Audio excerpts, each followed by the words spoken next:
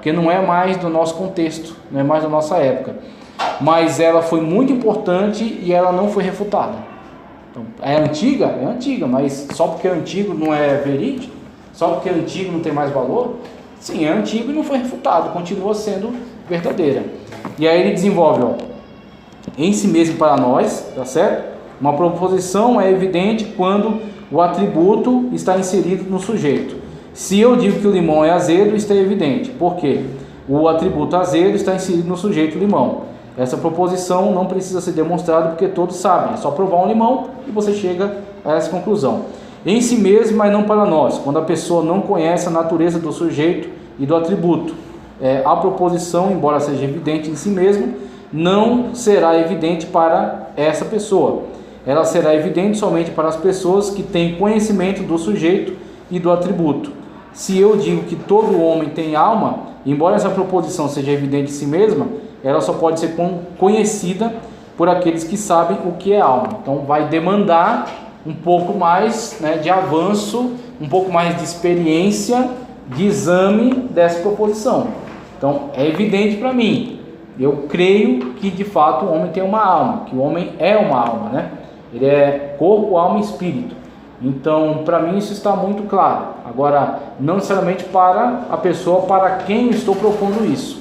Ela terá que seguir pelo caminho que eu segui para chegar a essa conclusão. Fala, olha, examinando isso, examinando aquilo, tendo essa experiência, tendo essa vivência, eu também chego à conclusão de que o ser humano, de fato, ele é uma alma vivente. Então, ele é evidente em si mesmo, mas não para nós. 2 caminhos para demonstrar a existência de Deus. Aí ele coloca aqui, a priori, abordagem a priori, que é o argumento ontológico. Então esse argumento ontológico, desenvolvido por Anselmo da Cantuária, eu até coloquei o texto, olha só. Deus é definido como sendo o ser que é pensado como maior ou mais perfeito. Pronto, isso é falar sobre Deus. Falar sobre Deus é isso. Ontológico é estudo da coisa em si mesmo, tá? Então, ela está argumentando, a gente está argumentando dentro mesmo daquilo que ele está propondo acerca de Deus. Então ele está falando, ele não está dizendo, olha, Deus deixou uma evidência na natureza, Deus deixou uma evidência no homem, Deus deixou uma evidência na revelação do texto. Não, ele está dentro da própria palavra de Deus. Então ele não está saindo para fora, está ali dentro mesmo. Ele disse, ó, Deus, quando nós dizemos Deus, o que é Deus? Deus é algo perfeito, maravilhoso, supremo, eterno. Então, isso é falar de Deus, tá, ok? Se não for isso, não é Deus. Se for menos que isso, não é Deus. Vai, senhor, tudo bem? Fica à vontade aí, viu? Veja só. Então, tranquilo. Então quer dizer que eu não estava errado nos meus objetivos. Então eu não estava errado quanto aos meus objetivos de racismo. Não, de modo algum. Maravilhoso. Aquele lá foi ótimo, viu? Foi assim, muito poético, muito profundo mesmo. E é bom, quando a pessoa vai pregar, não pode ficar limitada só a uma forma, um meio. Ela tem que acrescentar coisas que de fato ilustrem mais, né? Traga uma ilustração mais ampla. Foi muito interessante mesmo. Veja, então ele está nesse argumento ontológico, ou seja, a coisa em si mesma. Que coisa é? Deus. Pronto, então ele não está precisando analisar o que Deus se manifestou em outras coisas, não, só Deus mesmo. Pronto, e Deus em si é essa grandiosidade, essa coisa extraordinária, maravilhosa, grandiosa, né? Então, ó, Deus é definido como sendo o ser que é pensado como o maior ou o mais perfeito. Acabou. Então, é o maior, o mais perfeito é Deus. Vamos lá. Que podemos conceber, o mais perfeito que podemos conceber. Ele é um ser infinito, onipotente, onisciente, etc. Então a gente tenta trazer aí algumas definições, né? Vamos lá. Quem contesta a existência de Deus deve ser capaz de pensar um ser que... Segue a linha, olha só. Quem contesta a existência de Deus, sabendo daquela definição, né, acerca de Deus, quem contesta a existência de Deus deve ser capaz de pensar um ser que, além de possuir todas as perfeições mencionadas, também exista. Porém, isso contradiz a definição de Deus como o mais perfeito dos seres, visto que, se ele é absolutamente perfeito, então não podemos conceber que Deus não exista. Então, olha só, ele fechou o argumento dentro, é ontológico, é dentro desse próprio ser. Então, olha, Deus é o ser mais perfeito. Você quer negar que Deus existe? Então apresente coisa melhor. E se for melhor, então é porque esse é Deus. Então, a coisa fecha em si mesma. Para ele apresentar um ser que seja melhor do que este ser, né, seria, na verdade, este ser a melhor definição apenas, mas não um outro ser. Seria simplesmente Deus, porque Deus é sempre o melhor e o maior de todas as coisas. Então, quando ele fechou nesse argumento, esse argumento ontológico, ele foi durante muito tempo um dos argumentos mais aceitos. Por quê? Agora, claro, aceito dentro da lógica, dentro da teologia, dentro da argumentação filosófica, da argumentação lógica, tá? Ele é um argumento que transita dentro do meio acadêmico. Falando para uma pessoa comum, esse argumento não produz nada, não produz um relacionamento com Deus, ele é útil e perfeito dentro desse meio acadêmico. Pode falar. Eu estava pensando exatamente o que você falou agora, assim, eu estava pensando dessa forma, porque eu não consigo pensar dessa forma tão clara como você pensa.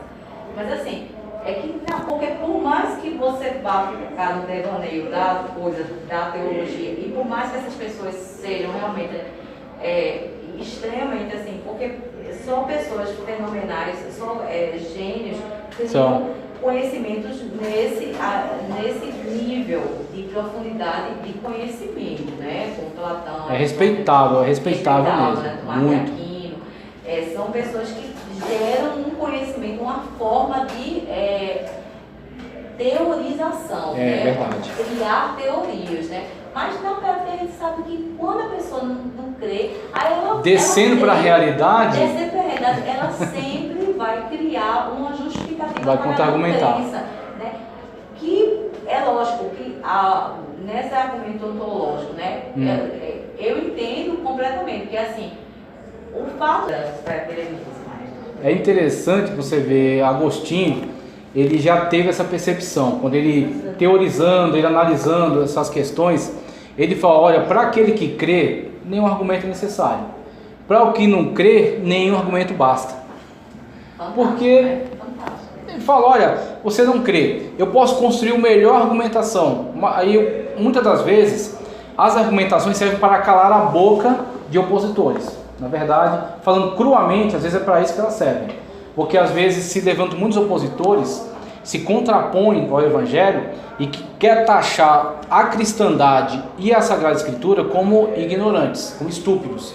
E aí, para você silenciar essas acusações, você acaba entrando, e aí pessoas que, com certeza, sem sombra de dúvida, são levantadas por Deus, tá certo? São capacitadas por Deus com uma mente brilhante, uma mente extraordinária, constrói essas argumentações que a gente fica aqui tentando absorver, mas a gente sabe que não entendeu totalmente. Mas uma argumentação dessa, às vezes, num debate, numa contra-argumentação, ela deixa o opositor desconcertado, fala, não, eu não sei como eu vou refutar, eu não sei como eu vou contra-argumentar isso aqui. Então cria respeito, fala, olha, você pode até não crer, mas você tem que respeitar, você tem que entender que aqui não é um ambiente de pessoas estúpidas, tem pessoas muito inteligentes e muito capazes, pode falar. Eu acho que é super importante a gente ter esse nível de conversa, porque falar de coisas espirituais para quem é espiritual é tranquilo, mas só que a gente não vai ser confrontado por pessoas espirituais. Muito bem.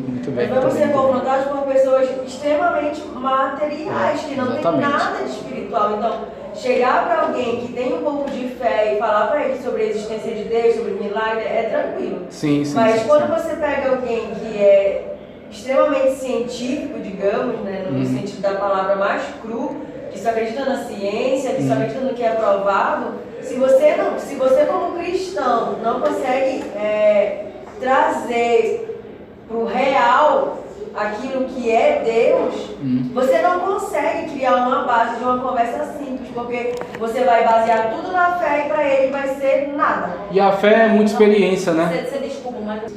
Quando você entrar na argumentação dentro do meio acadêmico, você não vai conseguir o convencimento, mas você vai conseguir o respeito. O respeito. Que muitas pessoas, elas jogam no lixo aquilo que Paulo fez no Areópago. Eu acho que é uma tremenda besteira. Porque Paulo, quando ele adentra aquele ambiente de debate filosófico, e ele consegue conduzir uma argumentação no nível daqueles ouvintes, daqueles espectadores, de modo que eles têm a atenção deles presa a toda aquela argumentação, só rejeitando a hipótese da ressurreição, porque ali era muito escandaloso para eles, Paulo demonstrou que tem aptidão, tem condições. E aí você vê, aqueles gregos podem até não ter aceitado a Cristo. Falam de Dionísio e de Damares, que são os frutos daquela investida. Mas no mínimo, surtiu efeito. Eles respeitaram e falaram: os cristãos não são constituídos de ralé e estúpido. Eu acho que a importância maior é essa, de saber Uma dúvida na cabeça deles, né? Sim, e uma coisa que falta às vezes de equilíbrio é que muitas das vezes alguns irmãos e irmãs, eles conseguem crescer em muitas áreas do saber muito importantes, muito complexas, só que ele tem que entender o ambiente para o qual está se voltando, que é onde entra, às vezes a pessoa perde o tom, porque ele tem uma carga de informações muito técnicas, muito profundas, mas ele quer despejar isso num público muito simples, ele cria um abismo.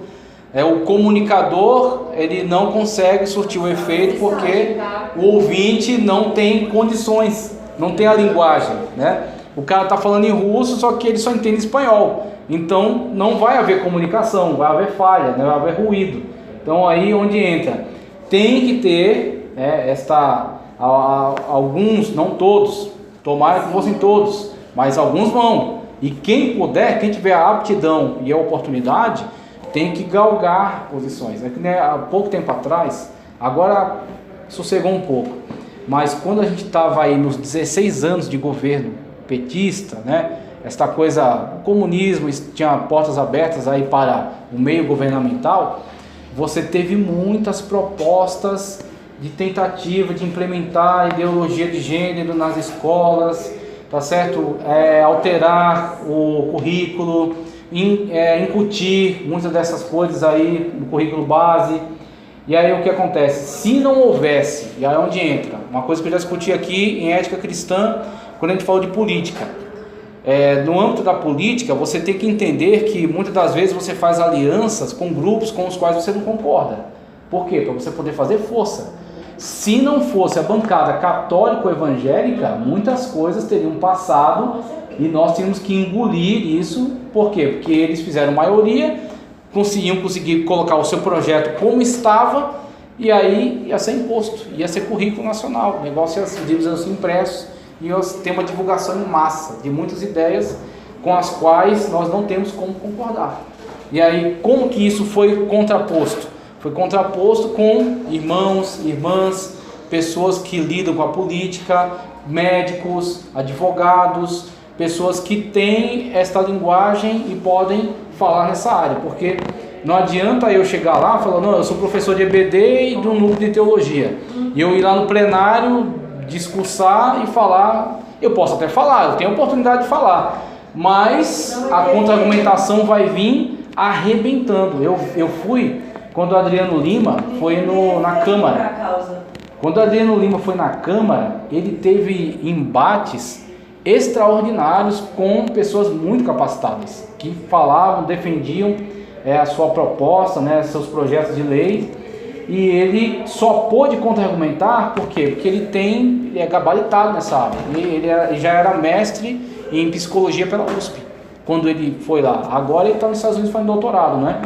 Então, por quê? Porque ele teve condições. Então, existe a necessidade tanto da linguagem, você adaptar a linguagem para o público certo. Não adianta você vir descarregar a linguagem técnica em pessoas simples. Por quê? Porque o convencimento quem dá é o Espírito Santo, não é o seu argumento, tá certo? E a linguagem tem que ser na forma que a pessoa compreenda. Mas por outro lado, nós temos que ter também algumas pessoas que vão crescer e Porque quando senão necessário... não vai ter como falar com essas pessoas lá em cima, porque Pois não é. vai ter quem converse com elas. Exatamente. E essa É, não, questão, por isso que é importante a gente ter essa da discussão. forma que o Jesus chamou seus discípulos. Exatamente, Se você exatamente. for ver, Jesus chamou um de cada classe Chamou. social. Ou seja, para justamente mostrar que para cada classe precisa de uma linguagem E depois que ele ascendeu aos céus e ficaram aqueles discípulos reclusos em Jerusalém, mesmo tendo sido revestidos, né, do poder, mas saindo como que só enxotados pela perseguição, ele vai lá e salva Paulo. Então a forma como Cristo se manifestou para Paulo e levantou Paulo, né, de uma forma extraordinária, né, para sofrer pelo seu nome, e a linguagem que Paulo tinha, o acesso que ele tinha, ele é um homem que tinha cidadania romana, ele não tinha comprado a cidadania romana, que já era vendido na época, ele tinha de nascimento, né, então ele tinha acesso. Quando ele discute com Festo, o governador da província da Síria, uma coisa assim, ele discute de igual para igual com o cara, e Agripa, acho que diz que quase que você me convence, né? Claro, zombando dele, mas ele teve que respeitar, falou, esse cara não está falando besteira.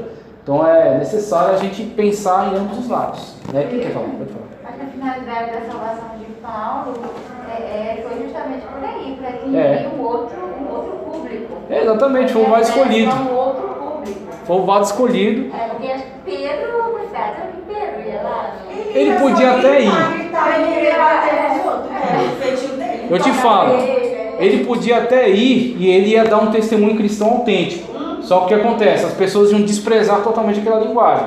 Falar, ele tá falando coisa que para nós é abobrinha. Mas ele ia dar um testemunho cristão autêntico. E eu digo para você, aqueles doutores, aqueles filósofos, no juízo, eles iam se ver diante dessa cena. Olha, Pedro foi lá e falou, se vocês não quiseram ouvir, é responsabilidade de vocês. Mas foi falado. Agora, claro, Cristo levantou um homem que tinha a linguagem adequada. Falou, não, levantou Paulo, né, acesso. Um homem que foi até uma audiência com César. O centro, o coração, né, do Império Romano.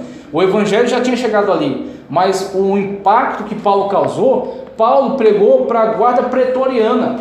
A guarda pretoriana era a guarda particular do César. Eles eram soldados de elite, que eram independentes dos soldados normais, dos pelotões normais. Era a guarda particular do César. Então César confiava a vida dele àqueles homens. E Paulo pregou para esses cabras, e teve deles que se converteu. E aí começou um processo de influência do cristianismo no mainframe da máquina, no centro, no cerne, né? Aí você vê o acesso que ele teve. Hoje não é diferente. Hoje nós temos generais que... Exatamente. Aqui é psicóloga, médica, Médica, pois é. Tem acesso aos médicos, entendeu? Isso, tem a linguagem. Nós temos hoje ministro da Justiça que é pastor, tem acesso à elite, entendeu? Isso. E está acontecendo cultos que não acontecia lá nas organizações em Brasília, aqui não acontecia. Então Deus levanta um aqui, outro aqui e vai formando o jeito dele de trabalhar. Aí quer ver uma coisa, só para concluir com o que a irmã Ana está falando, levantou, por exemplo, uma pessoa como ela que vai ter uma relação de coleguismo com essas pessoas. Exatamente. Mas quando ela vai falar essas pessoas, ela não vai falar uma linguagem técnica, ela vai falar de fé. Exatamente. De a priori, né, dessa abordagem ontológica de Anselmo, que é exatamente uma linguagem complicada, né, uma linguagem complexa, mas importante, né, mesmo que não seja do nosso cotidiano, do nosso dia a dia, mas a gente tem que saber, olha, um irmão chegou a este nível de argumentação. Fala, olha, Anselmo da Cantuária, Agostinho de Hipona, Tomás Aquino, Calvino, Armínio, são pessoas que foram longe nessa argumentação técnica. Mas aí muitas das vezes, para pregar em certos ambientes, Jesus não ia levantar nenhum deles. Ia levantar o Zezinho, o Joãozinho, que chega lá com aquela linguagem comum, normal, do povo, e aí sabe lidar com essas situações, né? Tem certas pessoas que você às vezes vê elas pregando o evangelho, que para você é um escândalo. Você fala, não acredito que isso é evangelho. Mas o que acontece? É a ferramenta própria de Cristo para aquele contexto, para aquele ambiente, para aquele momento. Aí argumenta a posteriori, que na verdade foi o que eu estava construindo anteriormente. Ele falou, ó, de fato a abordagem a posteriori, pelo fato da abordagem a posteriori ser empírica, em que sentido? Nós analisamos ela a partir das evidências. Então a evidência no universo, a evidência do homem, a evidência do texto, são evidências, né, que podem ser analisadas. Por ser empírica, a mentalidade popular tem mais facilidade de entendê-la. Esse tipo de abordagem trabalha com um argumento cosmológico, teleológico. Esse teleológico vem de telos. Telos é sentido. Então tem uma finalidade. Se tem uma finalidade, tem telos. Tá? A vantagem desses argumentos é que eles podem ser desenvolvidos com a ajuda dos sentidos. Aí ele começa, o cosmológico, que na verdade eu já expliquei, né? Até colocar ali o texto, deixa eu ver. Eu fiz algum texto que fez ali, ó. Então você tem o cosmológico que está no universo. Então você tem, por exemplo, muitos irmãos que estão dentro do campo das ciências e que dão contribuições maravilhosas. Tem um outro, só que eu não estou lembrando o nome dele. O que eu lembro é o Adalto agora, mas tem um outro irmão também que é de Campinas e ele é microbiologista. Só que eu infelizmente não estou lembrando o nome dele agora. Mas o Adalto eu lembro, ele é físico. E ele traz, por exemplo, algumas falácias que certos grandes cientistas colocam e que a gente não consegue refutar porque não tem o conhecimento técnico necessário e que muitas das vezes outros cientistas ouvem e sabem que aquilo é uma falácia. Só que o cara tem muito prestígio, tipo o Stephen Hawking, que acabou de morrer faz pouco tempo. E ele falou, olha, Stephen Hawking, por exemplo, num livro lá, falando do livro que ele falou, que ele escreveu, no final ele coloca assim, que a gravidade faz gerar a matéria. Aí ele falou, olha, esse tipo de argumentação, tentando justificar a origem randômica, a origem não orientada, é uma falácia. A gravidade não faz surgir nada. A gravidade, ele falou lá, os cálculos que obviamente eu não vou lembrar, né? Mas você tem matéria, você tem uma outra matéria maior, você tem um campo de influência e ali naquele campo a gravidade, devido a esta interação dessa matéria com a outra matéria. Matéria maior com a menor, interação entre elas, a gravidade que uma exerce sobre a outra. Então a gravidade é o produto, ela não é o causador. Ela está do outro lado, ela não vai produzir alguma coisa, ela vai ser o produto, ela é causada pela existência disso. Não explicou. Uma vez eu ouvi um testemunho extraordinário. Quem aqui conhece um grande pregador, acho que ele é vivo ainda, Takayama é o sobrenome dele, Hidekazu Takayama. Esse cara é demais.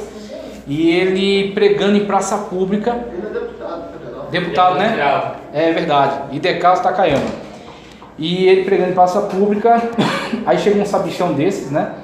E aí começou a contraditar ele. Ele pregando, cara, isso é mentira. Isso é bobagem. Isso é balela. Isso aí é coisa penumbrista. A ciência já provou que isso é mentira. E aí o cara buzinando e ele resolveu dar atenção, né? Resolveu dar trela. Falou, tá, beleza. Então, é mentira o que eu estou pregando. Então, diga, o que é a verdade? Ele falou, olha, na verdade as coisas vieram pelo processo evolutivo. Aí vieram, tanto o homem como o símio vieram de um ascendente comum. Tá, e de onde veio esse ascendente? Veio de um ser primitivo que veio se desenvolvendo ao longo de eras. Tá, e de onde veio esse ser? Veio de uma sopa, né, que era antes a Terra, quando estava no processo de esfriamento. Aí surgiu o primeiro protoplasma, o primeiro ser. Tá, e de onde veio aí esse ser? Veio do processo do Big Bang, não sei o que, quando é uma singularidade da massa que explodiu. Muito bem, então de onde veio essa massa que é uma singularidade?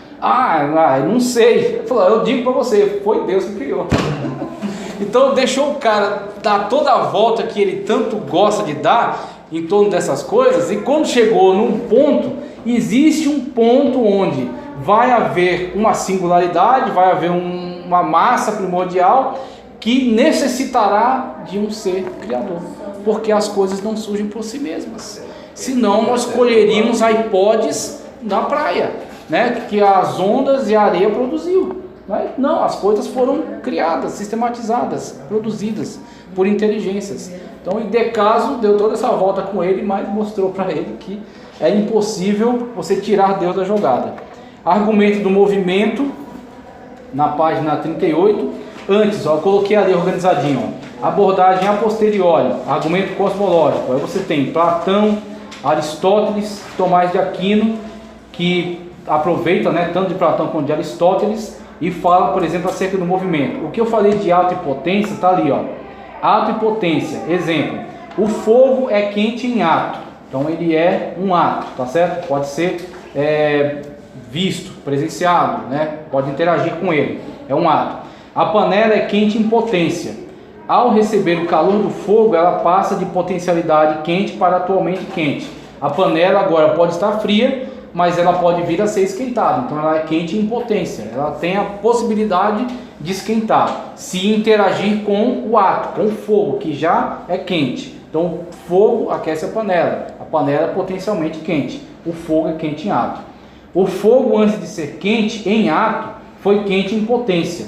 Então quem lhe conferiu o calor para que saísse dele potencialmente para atualmente quente, potencialmente quente para atualmente quente. Assim também transferir-se calor à panela. Aí você vai nessa circularidade, né, de potencialidade e ato, até chegar ao ato perfeito e eterno que é Deus.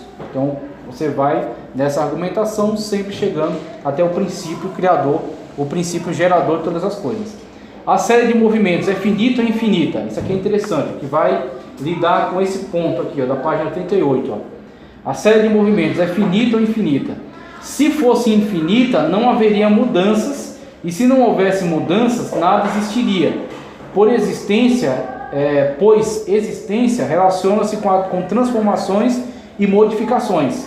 Pelos princípios do Big Bang e da entropia, a própria ciência não admite a possibilidade da eternidade do universo. Assim sendo, ele também necessita da existência de um ser que é puro ato, para proporcionar o deslocamento da potência de existência para a existência atual. Esse ser é Deus, porque eu, o Senhor, não mudo. Por isso vós, ó filhos de Jacó, não sois consumidos. Malaquias 3:6. Então, basicamente, o que ele vai argumentar no texto, tá certo? E ele vai chegar aqui na página 39, ó, a série de movimentos é finita ou infinita. O que ele diz? Que a gente já passa para a página 41 no intervalo. Sempre existe um espertinho que vai tentar fazer com que este elo de potência e ato, ou seja, esse veio daquele, que veio do outro, que veio do outro, que veio do outro, progredindo eternamente. E aí ele falou aqui, essa tentativa, né, essa falácia, ela não se sustenta. Por quê? Para você dizer que este movimento é infinito, e na verdade alguns já disseram isso, que a matéria é infinita, que a matéria se autocria e que ela é infinita.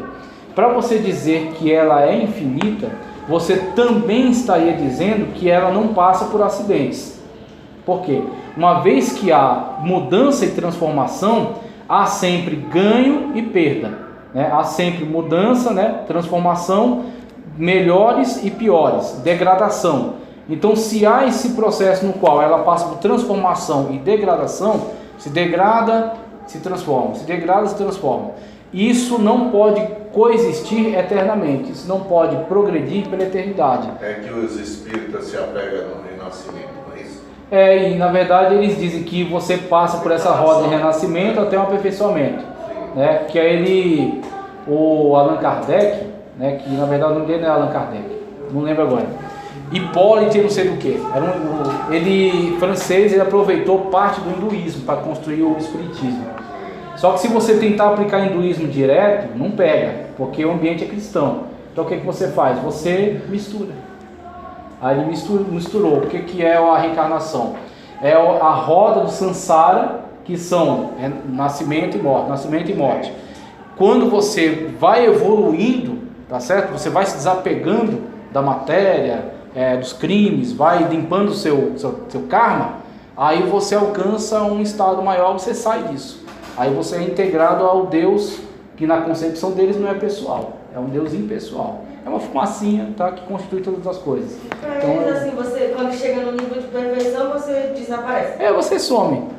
A sua alma é o Atman e o ser impessoal é o Brahman. Quando o seu Atman atingir o termo de perfeição, é o chamado Mukti, uma coisa assim, aí o seu Atman se integra no Brahman e vira uma coisa só e você está integrado no universo. Então o espiritismo ele saiu costurando os Ele pegou isso. de religião, porque isso parece muito com o hinduísmo, né? Exatamente, ele pegou o hinduísmo e disfarçou do cristianismo. Aí o livro de Allan Kardec, o livro dos Espíritos. Eu estava conversando com um amigo que ele é hindu, e aí ele estava falando sobre isso hoje, que a mãe dele é kardecista, né?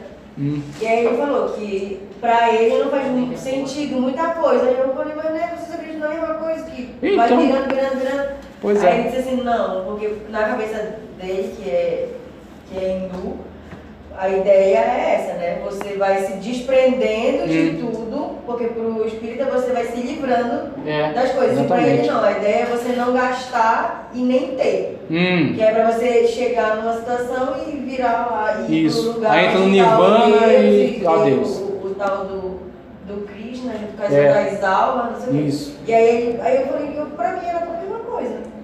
E aí ele disse, não, é diferente. Ele quer diferenciar, mas na verdade... Não, tipo, porque é o que ele serve. Exatamente. Então ele não quer misturar com o espiritismo. Ele vai puxar a sardinha. Vai dizer, não, a gente fala de uma forma mais perfeita, tá? Vai dizer que o Allan Kardec distorceu. É que o Allan Kardec ele misturou com o cristianismo para poder dar uma roupagem cristã. O espiritismo ele só pegou de verdade aqui. Ele aqui no Brasil ele estourou. O pessoal aqui é muito dado, né, a esses movimentos místicos, então aqui ele pegou bem. Na Europa ele não é muito levado a sério. Nos Estados Unidos você tem uma outra forma, que não é tanto o espiritismo kardecista, né, das reencarnações, é mais um sensitismo.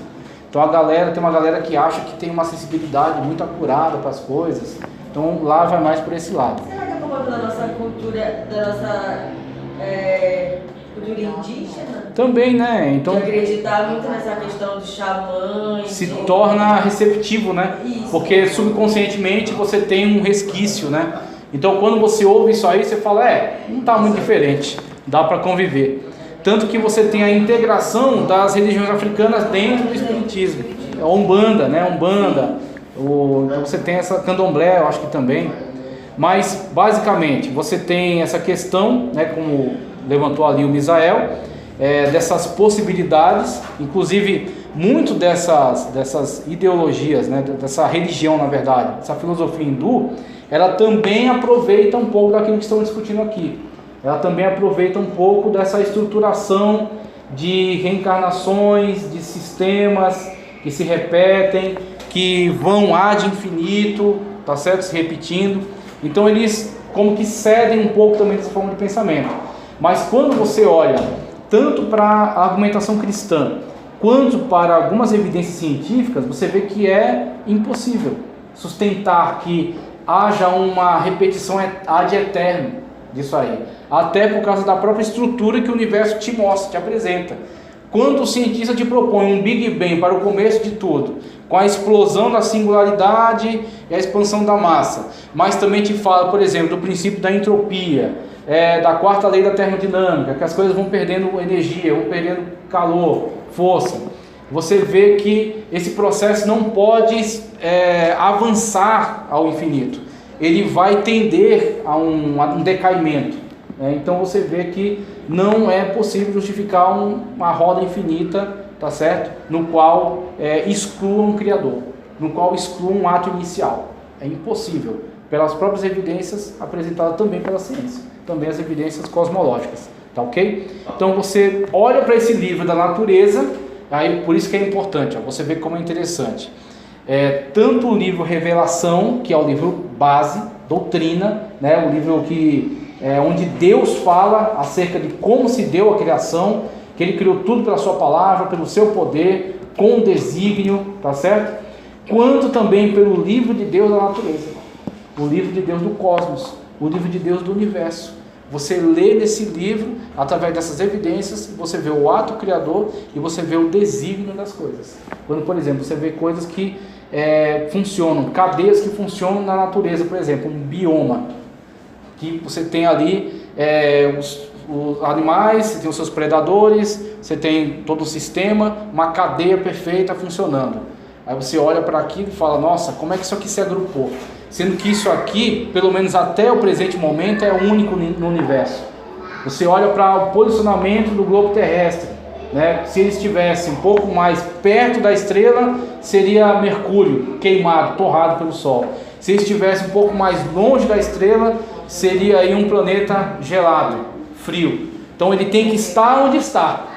Se ele tivesse uma rotação mais acelerada, você teria um caos na atmosfera.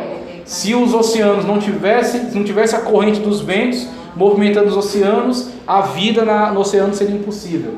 Você começa, olha, uma coincidência da Terra, uma coincidência do movimento de translação, uma coincidência da rotação, uma coincidência do bioma, uma coincidência de tudo que é lugar. Tudo no nosso corpo tem um motivo, tudo nas nossas células têm um funcionamento, ela tem um tempo de vida, ela tem outras células que comem, as células que nascem doentes, muito profundo. Não, tem células que comem, as que nascem já defeituosas, é impressionante. Deus é maravilhoso. Exatamente. Outra coisa que eu pedi para você, lição de casa. Procure no YouTube o vídeo do Dr. Enéas falando por que ele crê em Deus. Eu senti esse dia. O cara tem a linguagem, onde ele vai falar que dentro da estrutura. Eu tive a oportunidade de conviver Olha aí, que com maravilha. esse homem, essa mente. Maravilhoso. Eu lembro quando eu era criança. Ele pensava tanto que ele era careca. Queimou os Quando eu era criança, as pessoas ridicularizavam esse homem. E aí hoje, quando eu vejo, olha a mente desse ser humano e as pessoas não deram valor. Não der. É um herói desvalorizado. Pela maioria, pelo discurso político. E o discurso político, né, infelizmente, Na verdade, o discurso político dele, ele não tinha tempo. Vai lá, vai com Deus, viu? Tem que chegar Ele só dizia, eu sou você.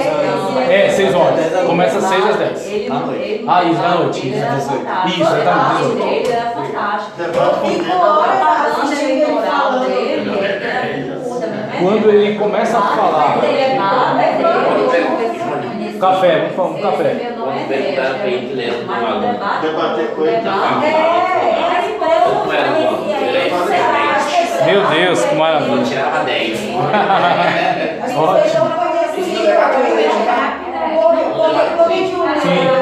Porque ele tinha tempo para falar, então ele convencia as massas, né? Porque o debate dele era maravilhoso. Pensa só no Enéas. Ele não tinha tempo de chegar e falar sobre isso. Pensa ele na época do YouTube. Pois não é? Eu fiquei. Essa é a minha Exatamente. Eu não convivi com ele. Quando ele começa a argumentar, que ele começa a mostrar a estrutura, né, do genoma humano, e ele começa a dizer que se você convertesse aquela informação em livro, daria tantas barças dentro de um cromossomo. Aquilo é extraordinário, né? Ele pega a linguagem dele, ele transforma aquilo que é tão técnico numa linguagem acessível, né? Uma linguagem que você pode compreender.